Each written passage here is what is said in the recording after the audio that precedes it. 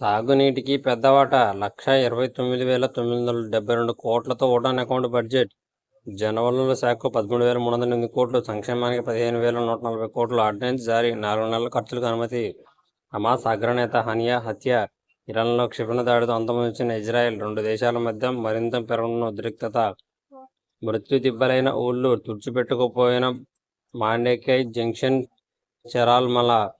167కి చేరిన మృతుల సంఖ్య, ఆచూకీ దొరకని 191 మంది, 219 మందికి గాయాలు. ఒకే కుటుంబంలో 11 మంది గల్లంతు. ఇంత విషాదం ఎన్నడూ చూడలేదని కేరళ సీఎం పినరయ్ విజయన్ ముందే హెచ్చరించినా పట్టించుకోలేని కేంద్రం. పునాదుల్లో నీరు తోడేందుకే కోటి ఖర్చు. 5 ఏళ్లుగా నీటిలోని సచివాలయం, హెచ్ఓటీ టవర్లు, హైకోర్టు భవనం పునాదులు.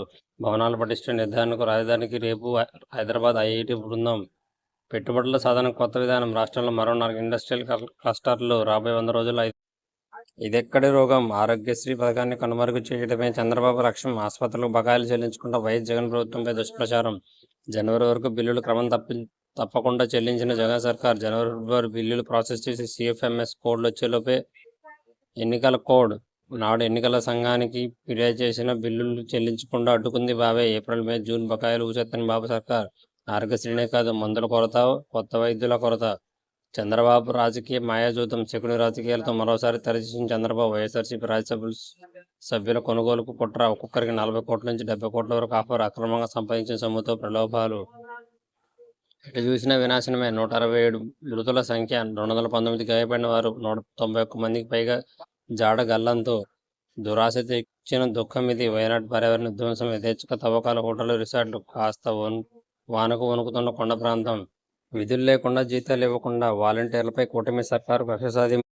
వెనక్కి వచ్చేయండి. వైసీపీ వేధింపులతో వెనక్కి వెళ్లిన పారిశ్రామికవేత్తలతో చర్చలకు నిర్ణయం. వారికి భరోసా కల్పించే దిశగా చర్యలు. రాష్ట్రంలో పారిశ్రామిక పునరుత్తేజానికి 5 పాలసీలు, 4 కొత్త క్లస్టర్లు. ఏడాదికి 1,00,000 కోట్ల పెట్టుబడులు, 1.36 లక్షల ఉద్యోగాలు. ఇదే లక్ష్యంతో పారిశ్రామిక ప్రగతికి ప్రత్యేక ప్రణాళిక. పరిశ్రమలపై సమీక్షలో సీఎం కీలక నిర్ణయాలు. ఇసుకలో ఎందుకు ఈ గందరగోళం? తవ్వకం రవాణా ఛార్జీలు ఎందుకు పెరిగాయి? ప్రజలే రవాణా చేసుకునేలా వెసులుబాటు. గ్రామ సచివాలయాల ద్వారా ఆన్లైన్ పర్మిట్లు. విషాదం. 270కి పెరిగిన మృతుల సంఖ్య, 240కి పైగా గల్లంతు. విపత్తును సుమోటోగా తీసుకున్న ఎన్జిటి. మానవ చర్యల వల్లే వయనాడ్ విలయానికి కారణం అదే. కేరళలో తరచూ ప్రమాదాలు. అందుకే పర్యావరణవేత్త మాధవ్ గర్గిల్ ధ్వజం. శ్రీశైలానికి ప్లంజిపూల్ దెబ్బ. భారీ గొయ్యితో డ్యాం పునాదులకు, గేట్లకు ముప్పు. ఎక్కడ చూసినా వయనాడ్లో మృత్యు విలయ తాండవం. సోఫాలో కూర్చొని మరణించిన కుటుంబం. పరిగెడుతూ బురదలు ఇరుక్కొని కొందరు. కోర్టులో భూచోళ్లు. 4 నెలలకి 1.29 లక్షల కోట్లు. ఉడాన్